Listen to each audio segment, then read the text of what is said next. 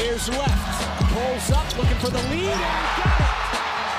Jalen Williams, 2 seconds, 111-109. Now SGA, probing, piercing, spinning, hanging for the lead, and SGA knocks it down. The Thunder finally get the defensive stop, and SGA puts them in front. I'm Kenrich Williams. You're listening to Topic Thunder.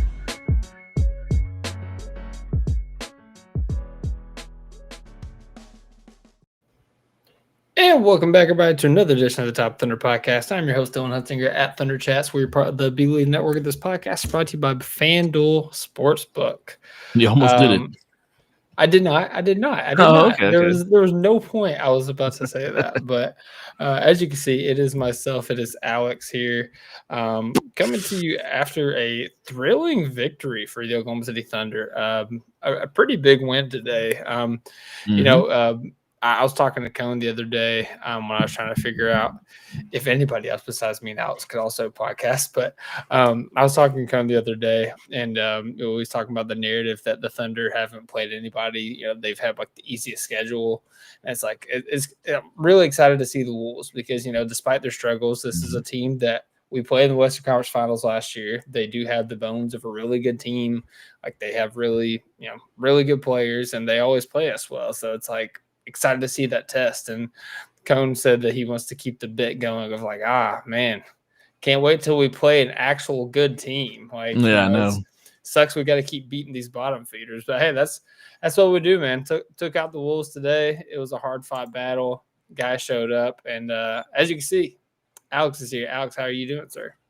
I'm good, man. I'm good. It was if the Western Conference Finals, if all 5 games would have been like this, that would have been a touch and go right there, man. But right, it's good to have this game, man. It's good to have this game, and it's good to show people, you're 17-1, but you know, who have you played? And it's like literally we played Houston, you know, we've played LA, we've played the Warriors, like we played teams in there. It's not our fault. You can only play the schedule that you have, you know, and it's just like Denver has played a very similar schedule to us, and they're 3 or 4 games, behind us. And so like it's like respect greatness when greatness is there, and it's like the Thunder still don't receive that. So hey, I mean, use that for yourself, use that for for future reference. And when the Thunder win again, I don't want to hear anything, and we're going to be we're not going to be the best people online whenever that does happen. So yeah, no, it's I saw somebody put it to the point of, they said everybody seems like a cupcake team whenever they play a team as good as the Oklahoma City Thunder. And and that almost seemed like it was going to be the case tonight. But, as we talked about, the Wolves being like a solid team despite their, recent struggles. This is a team that's been in the Western Conference Finals. They've Ant's a legend killer. Like, he's just collecting legends in the playoffs, like Infinity Stones. Like, this is a good team, and they got good players. And it's a tough team. They were annoying, man. They just stuck around the entire time. I think they hit like 7 of 8 threes in the fourth quarter. Oh, in the fourth, yeah. Yeah, like they were 6 of 7. There was a timeout, and they came out of the timeout, and Dante DiVincenzo. Okay, that was not intentional. That just happened. I'm sorry. I have a 9-year-old, so like that's all I hear in the house sometimes. Like, she grabs her phone whenever the score on the TV is at 67, and she has to take a picture of it. So that's all I hear in the household. So yeah, well, for all the youngins whose parents let you listen to this podcast. Brother, my kids love doing it too, and it's we do it ironically as well. Me and Chelsea do. So, but yeah, no, that was completely unintentional. But yeah, no, coming out of the halftime, Dante DiVincenzo hit that 3, and it felt like, and I think even after that was when Ant hit that pull-up 3 too. So like I think there were 8 of 9 in the fourth quarter, like just something ridiculous. But the Thunder was able to pull it out, man.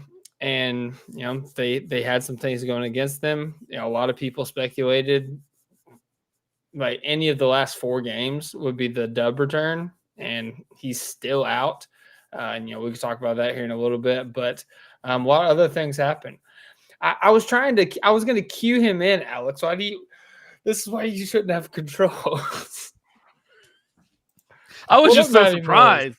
I was just so surprised. Matty Moles with the retirement scruff. I love it. It's very nice. You look like Very you look like mountain like man-esque Hawkeye, of dude. you. Yeah, man, I'm trying. Feels good to be my own person again. How you been, brother? So it's technically January 1st when I'm officially retired from active Terminal duty. leave, baby. But it's pretty dope. Yeah, I'm good, man. I'm good. I'm learning how to be a real boy. So There you go. it's a lot of Pinocchio. fun. And dude, like there's no stress watching basketball this year. It really like- isn't. Like even in the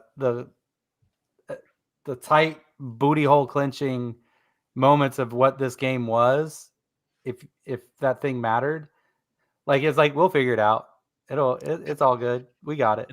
It's all house money, baby. Once you win a Dude. championship, it's all house money. And it helps when you have number 2 in orange. Mhm.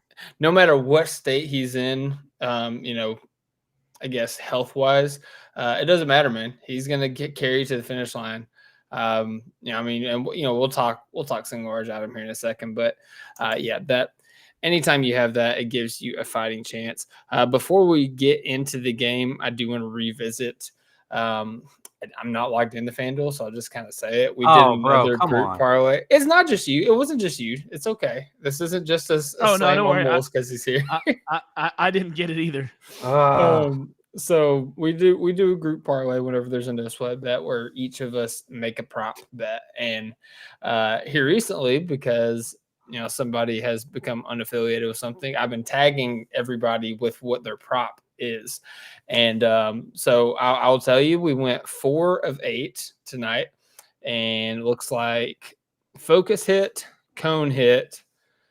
I hit twice because I gave Tierney Kaysen 5 points because he didn't text me back. So I put that one in there because I thought that was pretty good to hit. So I hit twice, cone hit, focus hit. You guys are all scrubs. What's going on? Off by 1, baby. Off by 1. Can you do me a favor?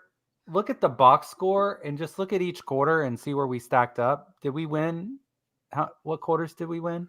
Let me see here. Oh, all but the third, which is all but the third. That's crazy. Yeah. Lost So it by frustrating. 3. That is crazy. But That's no, whack, bro. we also had iHeart 8 rebounds. Alex had that one. He had 7, which they didn't put him back in the game. Later on, I needed that 8th rebound for another parlay.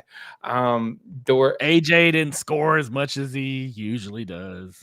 Well, hey, no, I had him for 10, and he got 10. Oh, I thought it was 3. I thought it was 15. I think I typed 15, but it was 10 on the actual thing. I put 15 because that's what I wanted to do, but I intentionally walked it back so it had a better chance. And then Dolan picked the spread at 10, and what was it? It was 8. So it was right there on that front. We're right there. We're on the cusp of hitting one of these, but hey, that's why you use your no sweat on FanDuel, right? What'd you say, Moles? Said like Lincoln Riley would say, we're real close. We're real close. There you go. All these years later, he's still real close.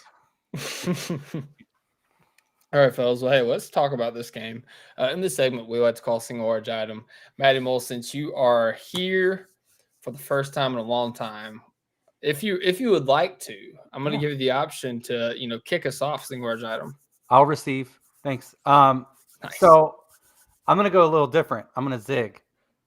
So I remember that we paid some serious loot to go to Oklahoma City in June to watch a little thing called the NBA Finals.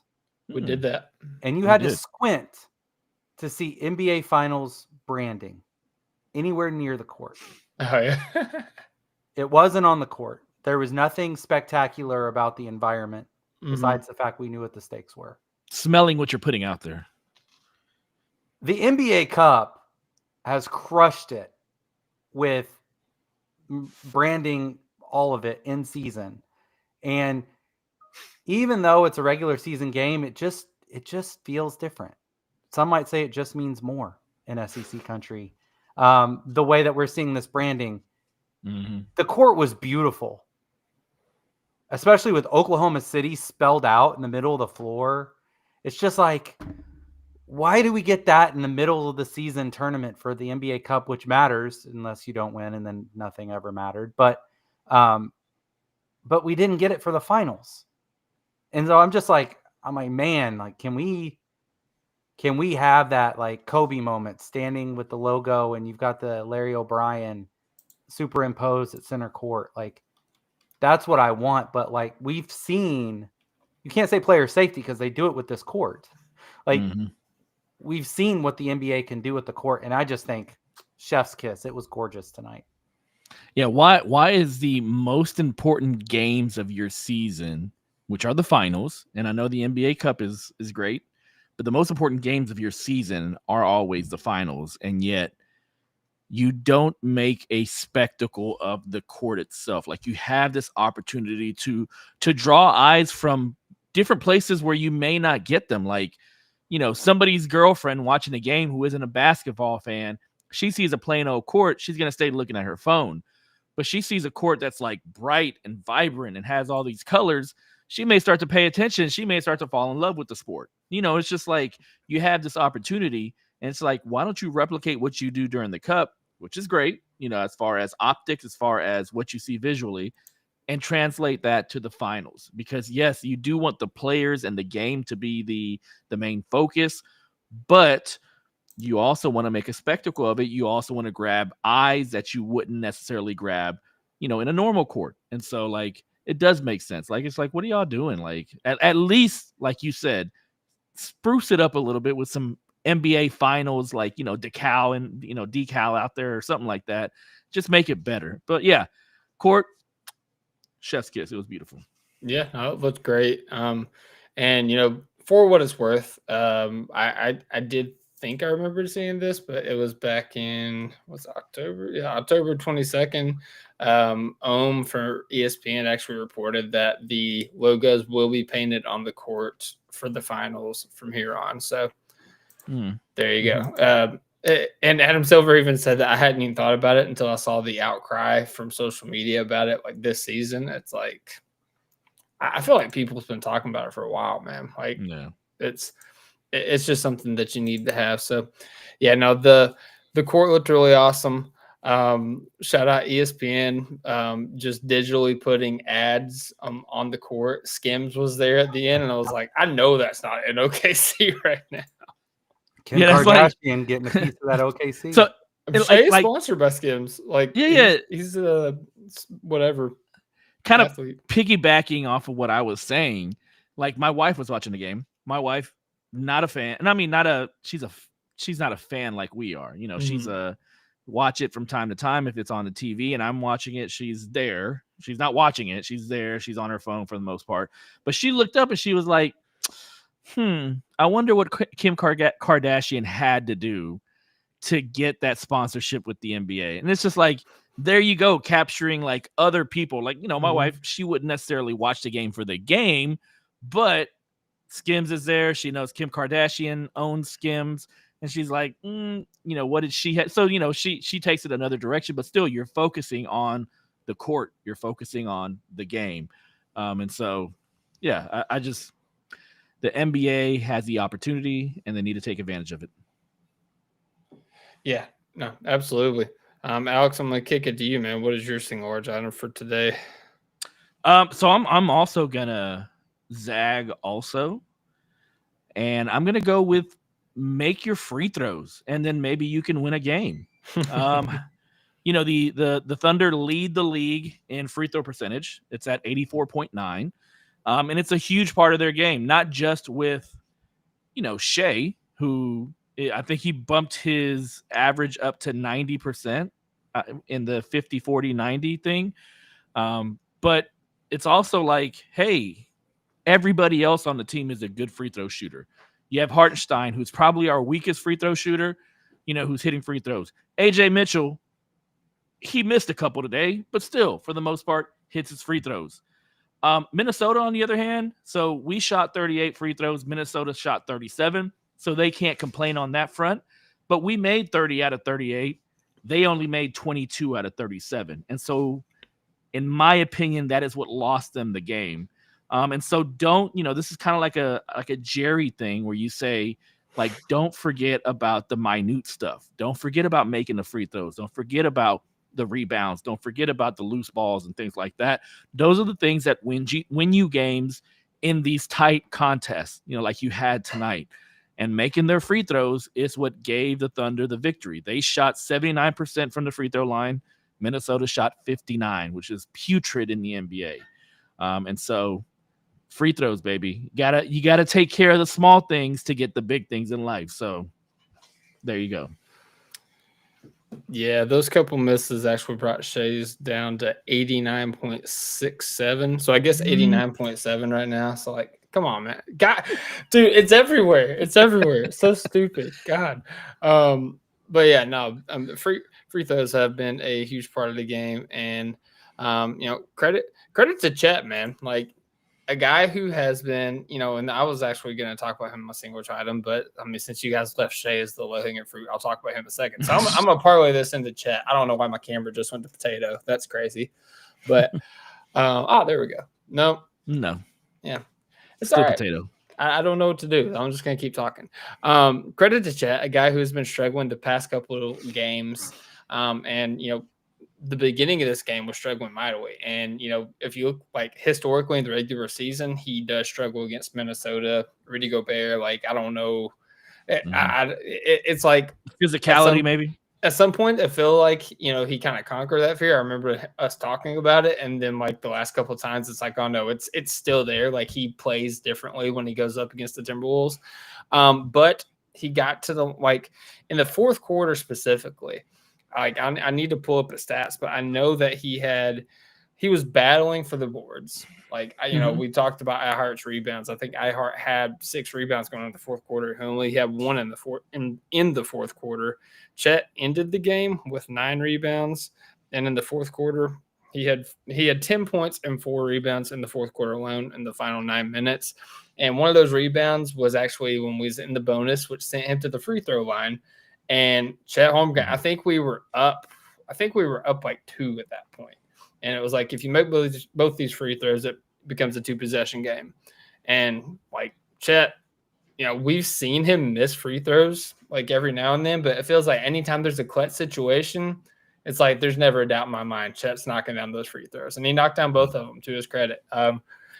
In addition to some big shots in the fourth quarter. But, since we're talking free throws, that's what I wanted to bring up.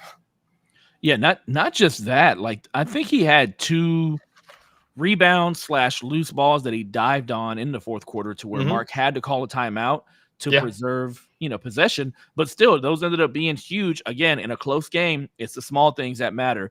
And so him diving on the floor, him getting those rebounds, him falling. I think one of those was, the tap around with him and Hartenstein where he fell on the floor with the ball and, they called a timeout. And so, shout out to him. And like, he was not having a great offensive game, but he did other things to affect the game. And in the end, the shot came around. He had 2 free throws. He hit the big 3 at the end. And so, in the end, he did what he had to do to help the Thunder win. And in reality, I think that's, Chet is the type of player to where that matters to him a lot more than like individual stats and things like that. So. And honestly, that's the whole team. Like, the whole team is like mission minded. Like, they no agenda basketball. Absolutely. Couldn't have said it better myself. But hey, Moles, go ahead. And that big shot. So yes, he hit the free throws, and then Anthony Edwards hit a step back 3 to pull them within 1. Mm-hmm. We had a possession go down to the wire following that with the shot clock, and it got around to Chet on the wing, and he drained it. Our win probability went from 66% to 84%. With that big shot going up, 4, I think at the time, with under a minute left. So like, critical moment, he didn't score very many points. Like, how many points did he score today? He scored 12. Yeah, he scored 12 points, and 5 of them came in the most critical point of the game. Just it's not just like individual stats, but the fact that so locked in when it matters most. A lot of other guys are like, you know what, it's just not my night. Maybe they're a step too slow. They don't get on that ball. Maybe they're not having enough spacing to be able to even get the shot off when they needed to. So like Chet is a winner, and he is a max, level player, and like he came through tonight. It's just it's incredible to see a guy of his caliber, the way things were going, and he's like, I'm just, it's going to happen when it matters. You see the juxtaposition between the second best player on the Thunder versus the second best player on the Timberwolves. Like you see Chet, he's the second best player currently. He was not having a good night, but he kept on battling. He kept on doing the things that he needed to do, rebounding, defense, and eventually the shot fell. Eventually he got to a position to where he had free throws. Free throws are the easiest / the hardest shot to make in basketball. He made his. That gave him, the momentum to hit that three-pointer later. On the other end, Julius Randle had a horrible night tonight. 10 points, shot 2 of 13. And was crashing out at the end. And it was crashing out at the end. And you just see like the difference between the mindset and the maturity of these teams. And there's a reason why Minnesota has been to the conference finals twice and has come up short. Like they are mentally immature when it comes to winning basketball, when it comes to getting to that point and getting past that point. The Thunder, on the other hand, very mentally mature, very mentally, efficient as far as like making the right plays, making the right, doing the right things, not getting overly emotional. And you just see that between those two players tonight, where one was ready for the moment, one was, putting in the work to get to the moment, and the other one was kind of like lackadaisical and not really feeling it, as the defense was collapsing on him throughout the entire evening. So, yeah. And I mean, like I said, low-hanging fruit, guys. Shai Gilgeous-Alexander going into tonight's game. We was all looking at the injury report, hoping to see Jalen Williams questionable, available, something like that. He was still out, but also Shai was listed as questionable due to illness. And it was like, okay, is this like a formality? But like it actually came down to the wire. Like it was like it's a situation where he's going to warm up, see how he feels, and he's a game time decision. And lo and behold, he played. Obviously, you could tell. I think defensively, specifically, you could tell he was a step slow. His conditioning wasn't like up to par. Like it's not that his effort wasn't there. It was just it felt like he was allocating his energy to what we needed him for tonight, which was offense. And, his defense kind of suffered. And, we talk about some of those threes that was made in the fourth quarter. A lot of those were because, Shai couldn't quite get out there, kind of was asleep a little bit on defense, but made up for it offensively in spades, man. Just looking at the numbers, 40 points, 6 rebounds, 6 assists, 3 steals, and only 1 turnover. Again, like, we're going to have the guys from Nerd Sesh on here in a couple weeks, and Carson made a video about it. You talk about the special seasons guys that Shai, Jokic, Luka, who all these guys are having. Shai is protecting the ball at an unfathomable rate for a guy that has the ball in his hands and has as high of a usage as he does. And Minnesota is not a slouch defense. Like, I think I saw that the 4-man lineup of Ant, Jaden McDaniels, Rudy Gobert, and Julius Randle were like the number 1 like 4-man lineup in terms of like offense and defense or something like that coming into tonight. And it didn't matter. Like, and it goes to show you, like I always say, just because a defender gets a leg up on Shai one game doesn't mean he owns him. It's like, okay, Shai knows about him now. Like, I remember Jalen Clark last year. Like, a lot of people was like super excited about the defense he was able to play on him. And to his credit, he played good defense on him. But Shai's got film on him. He's got experience on him. He knows how to handle him. I don't even think Jalen Clark ended up playing that much in the game after that. He played 7 minutes. Minus 14. He played 6 or 7 minutes. But, yeah, no, he played 7 minutes. Hey, and now. Shai just absolutely cooked him the entire time. Jaden McDaniels, that was another guy that many people labeled as a Shai stopper early in his career. Shai don't even see him anymore, man. Like Shai and Jalen Clark was the primary defender. Ant, I remember people used to talk about how Ant was a dog on defense when he locked in. Shai doesn't give a crap if Ant's out there. And time after time again, man, anytime Julius Randle got switched on to Shai Gilgeous-Alexander, just put 2 on the board, man. It's over. It's over. Yeah, offensively, he was absolutely killing it. And I talk about, the lack of defense. There in that final stretch of the game and like the final, really 2-minute stretch, the entire team, but also Shai Gilgeous-Alexander really locked in defensively, him and Kaysen creating that steal and fast break opportunity. And then, whenever your leader, who is, in his flu game, obviously not 100% there physically, and whenever he's going out and doing stuff like that, it goes from the top down. And the very next possession, Dort Nyhart created turnover as well. And, at that point, that's when the game kind of gets out of reach. I think that was after the Ant 3 and then the Chet 3. And then I think they scored again. So it was still like a 1-possession game. And after that was when we just shut the door, slammed the door shut. And also the last thing I had to say, first quarter, Shai had 6 points. He was efficient. He was 3 of 4. The one shot he missed, it wasn't like anything crazy. It was just like a layup that rimmed out. Second quarter, he started to look sick. Honestly, I think he missed his first 4 shots. He was, a step slow here and there, but in the final 3.5 minutes of the second quarter, he scored 13 points on 4 of 4 shooting, 1 of 1 from the 3-point line, and got to the line 4 times. And at that point, that was a time that we had let the Wolves kind of get back into the game. They were catching rhythm, and Shai was really the only thing that was keeping us, keep the Wolves at arm's length going into the half. So shout out Shai Gilgeous-Alexander. Once again, man, we talk about the flu game and Michael Jordan. This was Shai's flu game, and the world got to see it. National television, baby. This is the stat line that you would see if Shai played fourth quarters. He would be averaging so much more than the 32 he's currently averaging. He would be averaging 35, 36 points. It would look very Jordan-esque, very Kobe when he had that run that he scored 60 points in, 5 or 6 games over the course of 2 weeks or something like that. You're talking about that. The reason he's not there and the reason the stats don't look like that is because we're blowing teams out so much to the point where he doesn't have to play fourth quarters.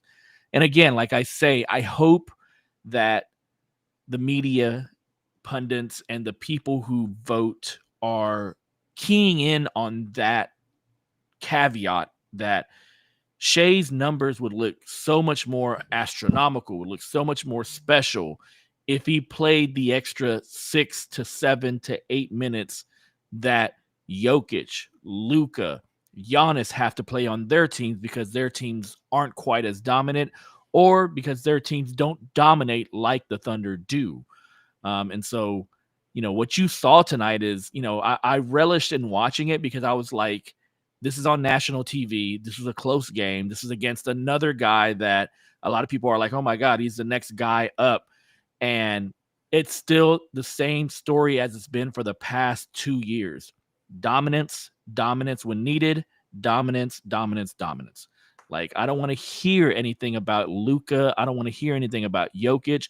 This guy and this team are doing things that have not been seen in a while, and they're not getting the credit that they deserve for it. So everybody's talking about Jokic, and rightfully so. The dude's balling out, having an incredible season. But historically, if your team wins 70 games, you have the MVP on your team. Yes, 100%. The Thunder are going to, likely clear that. It's not unreasonable to say, will they lose 6 or 7 games all season? Sorry. There's a theme going on in this podcast, baby. Sorry. But seriously, it's not ridiculous to even have that conversation right now. I mean, they're 18-1. Yeah. They're 18-1. Mm-hmm. 5 teams ever have gone, 18-1. And there's a lot of caveats to that one. And that first, well, for sure, right? Yeah. Half an hour of sleep, traveling, all that stuff. Like I get that, but like, yeah, and the caveats also we're without an all NBA, all defensive level player. Hey, exactly. Like, don't bring up to me, oh, LeBron missed the first games of the season, or don't bring up, well, Aaron Gordon and Christian Braun are out now. Like, nah, like kill me with that. Like, no. Jalen Williams has not played a minute of basketball this season. Jalen Williams was a third-team All-NBA player, a second-team All-Defensive player. I don't want to hear anything from anybody about, oh, woe is me. No, woe is us too, because we've had a whole bunch of people miss time also, and yet still loads 18-1. Loads of people, right? Literally everybody but Shai has missed at least one game this season. Yes. And it's like, okay. And yet still. And so I just, he is now, granted, I know Coach deserves a lot of credit too for what he's built, brick by brick. He won't get credit either. And that's ignorant, but the level that Shai is able to get to, and that's the thing, he's not even hunting his own stuff most of the game. No, it's within the flow. And he understands I'm here to win championships, and these guys need to be locked in, and I want to get guys like, Brooks, get him some run. Jang's coming in, I got to feed him a little bit, like, because he's an actual leader, and you have the leader of a team that maybe could set the NBA record for most wins in a season. Like, that's just with the adversity that we've had. I don't think it's taken into context enough. Real quick, we're gonna take a break before we come back to the end. I was just looking at some of these odds. There's some specials on FanDuel right now. I want to hear what you guys think about this right now for plus 950 odds. Are we going on break first? Well, I said we're taking a break, so yeah, we're on break. Come on. Anyways, plus 950 odds. Shai Gilgeous-Alexander to score 25 plus points in every game in December. That is stupid. Plus what? 950? Mm-hmm. Wow. I don't even know gambling, but I know that's good. Like I know that's like they feel like that's a high chance that he's gonna do it. Yeah, $10 would win 95 on that. So yeah, that's a pretty good one. I'm trying to see. For plus 1,800, the Oklahoma City Thunder win every game in December. Oof. Like, that's still not even, like, that's not crazy.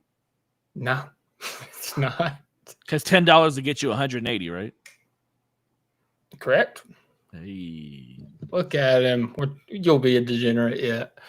And then the last one I wanted to bring up for monthly. Shai Gilgeous-Alexander to score 600 plus points in December. And that's 13 games. Quick math, 600 divided by 13. Anybody? Dog. I got a phone just like you. This is fair. 600 divided by 13. 40. What? Okay, so that's not happening.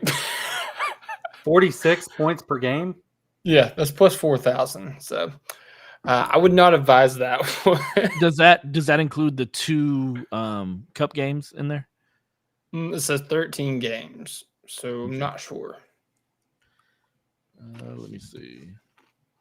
Well, but cup stats. I mean, they're going to have guaranteed 2 games extra in December. But will they count? They will. Those 2 will count. If they make it to the finals, that one won't count. But yeah. Let me see real quick. December 1, 2, 3, 4, 5, 6, 7, 8, 9, 10, 11, and 13. Yep, 13. Yeah, I was trying to see because I heard there was a special on here, but I can't find it. Bill Simmons was talking about, they're sponsored by FanDuel too.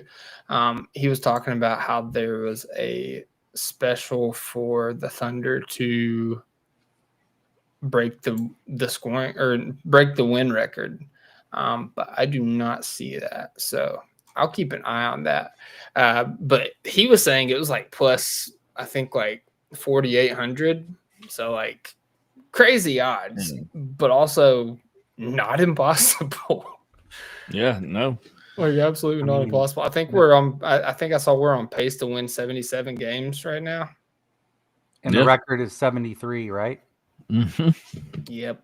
So, man, I might have to find that and find a G somewhere and just throw that on there. There you go. Because then that'll pay for my finals ticket. Mm-hmm. Hey, nice. Absolutely. There is one other one. It's not anything crazy. Where did it go? It's basically NBA records. Shai to score 20 plus points for 127 plus consecutive games to break the NBA record. Minus 113. So he'll be solidified in second place if he does it against Phoenix, right? So the record's 90. Is it 92 or 93? No, the record's like 120 something. No, I mean the second. I'm sorry, second record. I think it's like 92. Okay. Yeah, it says his current streak's 91, so I don't know if that's counting tonight though. It is, yeah, it is. It is counting tonight. Okay. Yeah, so it's Phoenix our next game. That's It absurd. is. Like Man. we've become as numb to this as we were with Russ getting triple doubles. Like, this is not normal. I had a funny tweet the other day that Nuggets fans really enjoyed, so that's fun. But yeah, the other thing I was gonna say about that, God, where was I going? Oh, it's just completely gone. Oh yeah, this segue. We're back to the pod here. We'll talk about the game here a little bit because there's a couple more things to talk about. But before the game, whenever the players were walking to the tunnels, we saw something different on Shai's feet. And they were a color that strikes fear and anxiety in Thunder fans. I couldn't tell you why. But yeah, no, I mean, I'm very in the lead. The red shoe theory is reared its ugly head again because after I published that article, I want you guys to understand, after that article was published, Shai has not wore red shoes again, like in a game. It has not happened. And this was before his signature shoe came out. So it was before the Butters. It was when he was still just picking a different color of Converse every game. Never wore a red shoe after the article was published. Now he's bringing out the winter reds. It's supposed to be a tribute to Hamilton. And the winter there, it's based off of a berry up in Hamilton that maintains its color throughout the winter time. So cool messages, cool meaning, whatever. I've got to put my hand up again so my camera will adjust. Cool. But it's red, man.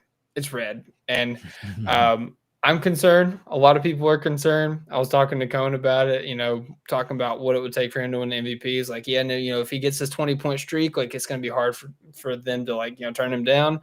And I'm like, what if he doesn't get his 20 points on national television against the Spurs on Christmas Day because he's wearing the red shoes? I mean, it'll just give ammo to your hypothesis, to your theory. I don't want that to happen. I want you to understand. I do not want that to happen. But I will say this. I will say this. Shout out to everybody that has Googled the red shoes, the red Converse on Shai, and gone to our website to see Dylan's story from a couple years ago about the red shoes. Like that. That's been great. That's been crazy. Yeah, it spiked like crazy. You have ads on there? Do you get paid for that? I don't. But still, man. Still cool. Love it. It's cool. Yeah, we love the traffic. So, yeah. I mean, the shoes look cool. They look dope. I'll go ahead and say it. I think they're supposed to be available on Dex at some point in December. So, I'll consider buying them. They look really cool. But of all the colors, man, why tempt fate? Why tempt the gods? I have heard the theory that the fact that it's his own signature shoe, maybe it nullifies the red shoe curse, and I'm willing to entertain that. If he's able to overcome it, I'm gonna point to that being the reason. But I'm nervous, boys. I can't lie. Let's just say Converse knows about Dylan. It does. We've talked. They may have conversed at one point. But yeah, with that being said, back to the game. We talked about Shai, we talked about Chet, we talked about the Timberwolves, we talked about the sickness. The Thunder now 10 games won consecutively. With the Pistons lost tonight against the Boston Celtics, they are now the hottest team in the NBA with the longest win streak. And like we said, 18-1. So, did you guys have anything else you wanted to talk about with the game? Welcome back, Kenny Hustle. Kenny Hustle, man. Like he never left. He's one of those walking wounded that hasn't played a game all year, and he finally came back. He had knee surgery, on media day.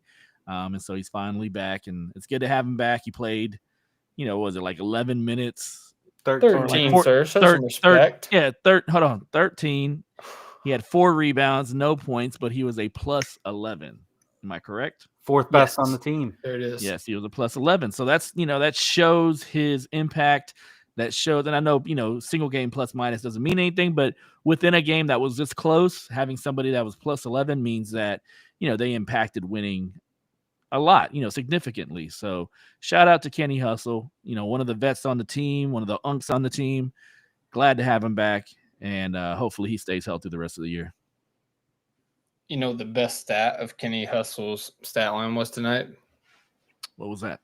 His 1 assist, because it was the assist that got Chet Holmgren going in the 4th quarter.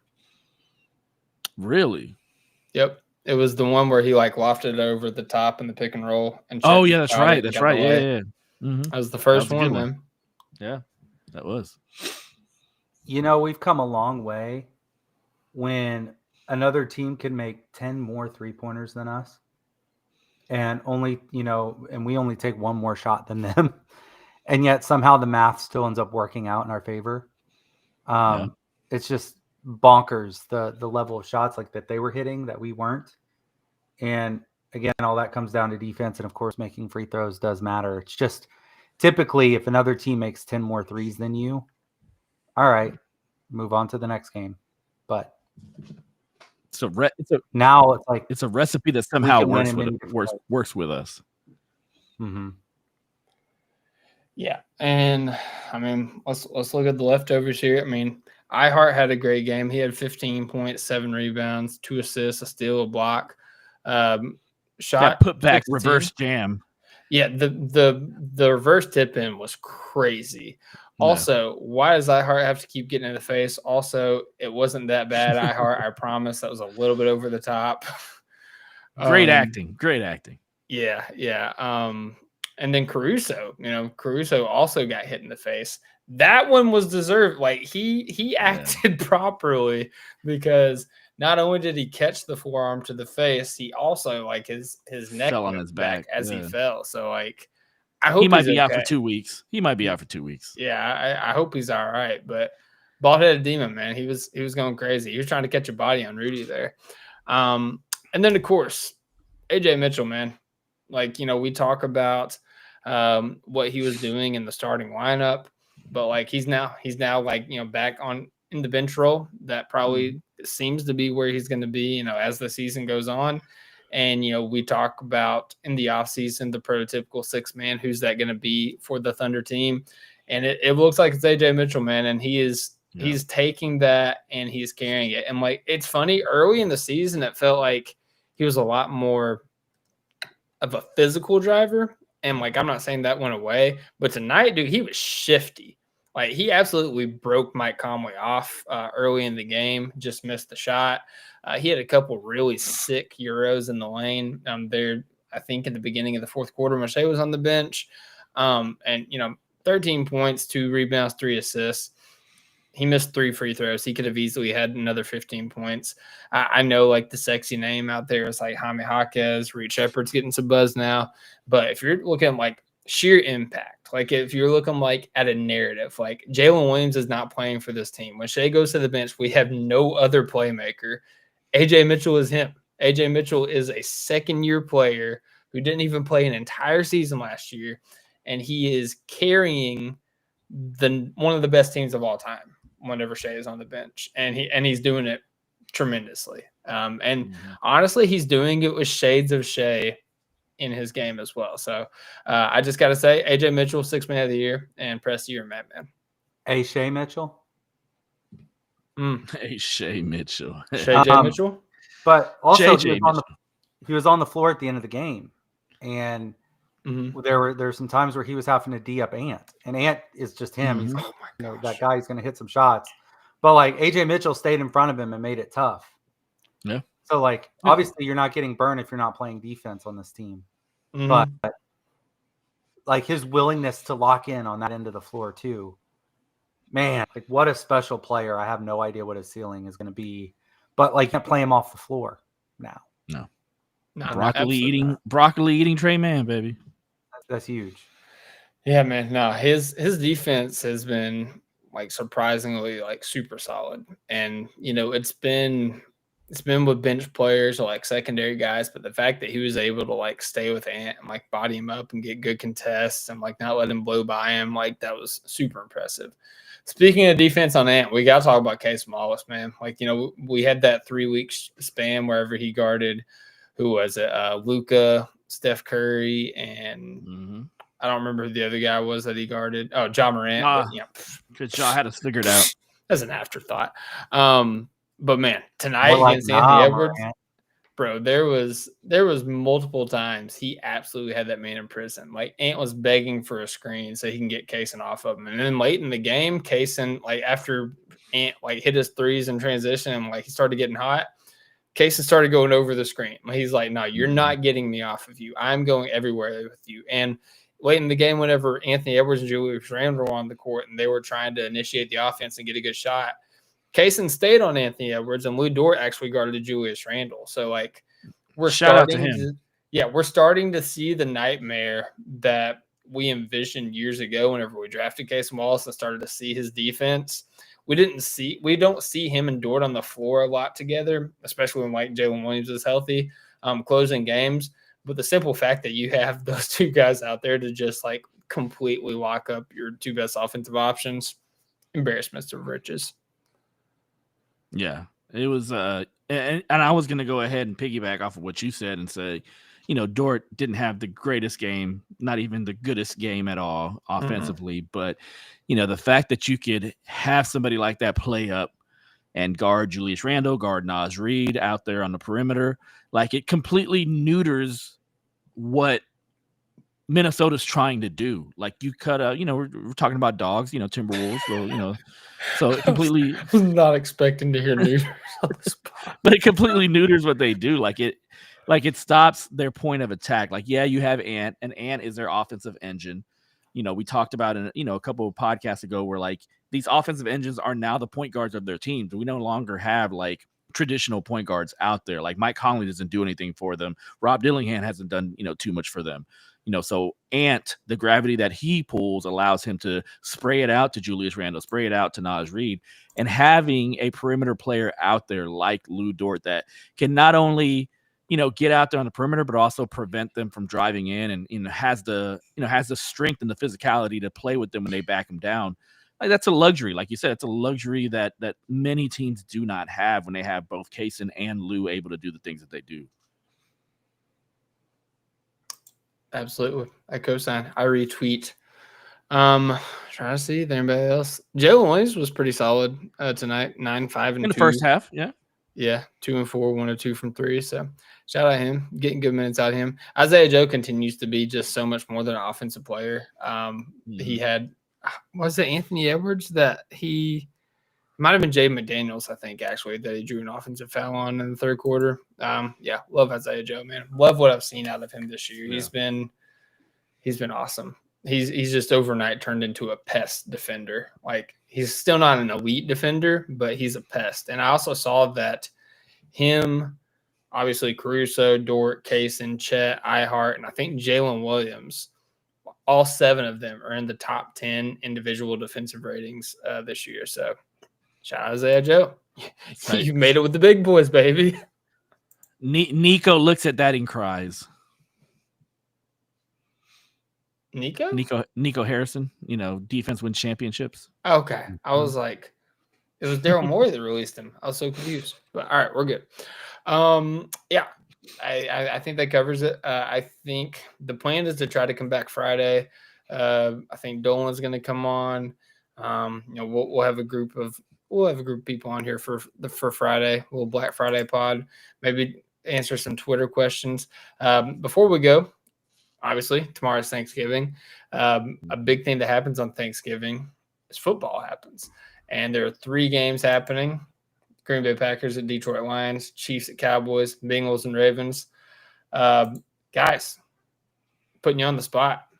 Let's make a money line parlay real quick to in the pod. Alex, since you know more about football than any of us, I'll let you have first pick. What? It was sarcasm. Oh, okay. Literally, Matty Bowles has a podcast about football.